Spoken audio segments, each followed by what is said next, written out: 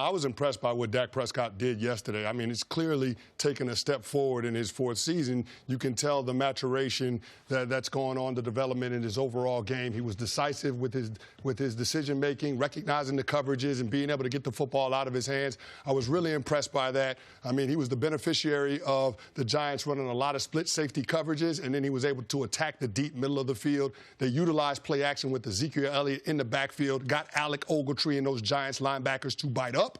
And then you were able to make some completions down the field, in the middle of the field. Michael Gallup, Blake Jarwin with the touchdown. So, I mean, a lot of the things that you saw that Cowboys offense doing yesterday, I mean, the result of it was because you had number 21 in the backfield, but the execution for Dak Prescott was off the charts. I mean, on third downs and in the red zone, he was outstanding. And that's where quarterbacks typically make their money. Dak Prescott yesterday was 5 of 7 on third down passing, 122 yards and a touchdown. And then, of course, his team was perfect in the red area. So, which was their biggest issue last year. That was their biggest issue. They were 29th in red zone efficiency last year. They were perfect yesterday. So you see that the quarterback has developed, and they've cleaned up some of the overall issues that they had on the offensive side of the ball from a year ago. But a lot of that has to do with Dak Prescott being able to take his game to another level. This was the best game Dak Prescott has played since the playoff game against Green Bay, his rookie season, where even though they lost, I thought he was spectacular, especially for a player in his first ever playoff game, going toe-to-toe with Aaron Rodgers, bringing his team back only to lose on a field goal at the very end. Dak did everything that I have questioned his ability to do. He was precise. He was on time. He was looking, not even necessarily going to his second read. He was doing that as well. But there were times where he knew what his read was, but he was looking as if there was a different read just to move the safety over, and then he was delivering strikes. If Dak plays like this, the Cowboys can go to the Super Bowl. Now, I don't know if Dak can play like this more than 2 or 3 times a season, but I wouldn't have expected him, even against the Giants, to play like this one time. And so it was statistically a game that only has happened 4 times in NFL history. That many yards, that many touchdowns, and a perfect passer rating. And we can't go without mentioning Kellen Moore. His first game as an offensive coordinator, he dialed up play after play that took advantage of what the Giants were allowing. You guys mentioned the split safeties. Just real quick, if I may ask you this, the way Troy was talking about it on TV, it was as if, well, why would you ever play split safeties? Like, obviously, it's right down the middle. There has to be a way to defend what Dak was doing, but the Giants couldn't adjust to it. The Giants couldn't make the adjustments to what Dak and the Cowboys offense were doing, and it led to the Cowboys offense, to me, making almost no mistakes. Yeah, Canty was right. The Giants thought that they could take Dallas or negate their running game by playing cover 2. The minimum amount of people in the box. Zeke is not up to speed. No need for us to pack the box. That's how we're going to – and throwing against 5, 6 defenders in the secondary, typically young quarterbacks, it's going to give them more problems compared to, I'm getting ready to go out there, blitz them man-to-man. They make the reads easier. So that was the reason why. That cover 2. But that play action, linebackers, they can't play the middle of the field and get sucked up on the run with the run responsibility. So not only Kellen Moore, the play calling, but some of the window dressing, some of the pre-snap stuff, where, for instance, if they were going to line up in a bunch formation, last year they would line up in a bunch formation, bunch right, toss right.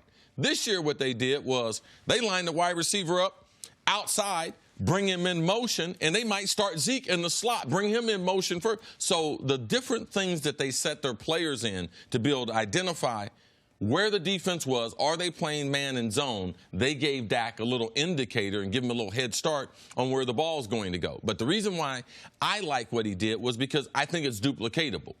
Reading defenses clearly, looking off safeties, those are things you can duplicate week in and week out. Anticipation. Young quarterbacks don't want to let the ball go into areas. You could see him doing that. And the number one thing that I thought was the most promising was he was driving the football down the field. And you don't see that unless guys got confidence. You could see him load up on his back leg, stride into it, and where the ball was hitting people. It wasn't down by their shoelaces. He was hitting people either in their numbers or up in their face mask. And that's what I like to be able to judge quarterbacks and on their accuracy. Can a guy catch it and do something with it? That was a big difference from the Dak I've seen in the first 3 years. No, CeCe, you're right with all of those points. Another thing that I thought was encouraging was to see Dak Prescott use his legs to be able to extend plays or to be able to scramble just to keep you honest, to pick up first downs. I mean, when the defense had everything, out there executed to a T, Dak Prescott was the X factor. He was able to be that guy that defenses can't account for. There is no defense for a quarterback run. You just don't have it. The defense doesn't have enough numbers. And so Dak Prescott, you saw him early in that game show enough in the run game, being able to get first downs where you keep the defense honest, and now you keep the offense continuing to move the chains and get more opportunities. So I was impressed overall with what Dak was able to do. I was also impressed with Michael Gallup, the young receiver from the Dallas Cowboys, being able to develop, 158 yards receiving yesterday? Yes. 7 catches on 7 targets, too. It was unbelievable just seeing what he was able to do, catching the ball in traffic. Amari Cooper, I know he went over 100 yards receiving, but he also had a heck of a crack block on that run for a touchdown for Ezekiel Elliott. Yes. On Jabril Peppers, the Giants' strong safety. So when you have everybody buying in and everybody sacrificing for one another, that puts that team in a really good spot. And, I think the quarterback is a part of setting the tone for the team in terms of being able to do those little things that lead to winning. One thing Colin Cowherd talks about is Dak might not be one of the best throwers, but you give him 30 or 40 million just because he's an adult voice in the room, he's a good leader, he's going to do all and say all the right things.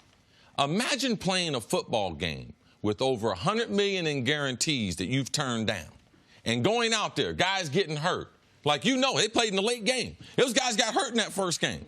So how do you remain calm when I haven't signed this deal? I know it's on the table. I know it's over 100 million in guarantees. To me, that says something about Dak Prescott, that the money's not going to change him, and to have that type of composure, I thought we should mention that. Now imagine taking the team that you saw yesterday with the way Dak was running the offense and adding 100% of Ezekiel Elliott to it, and you have to imagine this could be a Super Bowl team. Well, listen, what we had on the bottom of the screen a second ago was, if Dak plays like this, is this team on the fast track to the Super Bowl? The answer would be yes. If Dak plays like this, if Dak plays like one of the 3 or 4 best quarterbacks in the whole league, then absolutely yes. And I think your point of playing without fear, despite knowing that that was the biggest gamble Dak's taken his entire life, was taking the field yesterday before signing that contract, even if they are at the finish line, as Jerry put it. I think that's a great point, one I hadn't considered. And so, no, now, is it duplicable? Can he do it again? We'll see. But that was as good of a start for the Cowboys as you can possibly have for the season. All right, we got to take a break. Cris, Canty, stick around. Coming up, will AB... Thanks for watching. Subscribe here to get the latest from the show. Also, be sure to check out more of the best clips from First Things First, or go watch a few segments from our other shows on FS1.